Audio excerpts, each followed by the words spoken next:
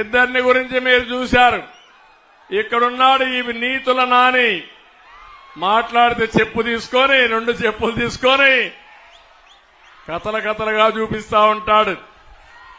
నేను అడుగుతున్నా, నీతుల నాని నీకు పదవి ఇచ్చింది పవన్ కళ్యాణ్ తిట్టడానికని అడుగుతున్నా, నన్ను తిట్టడానికని అడుగుతున్నా.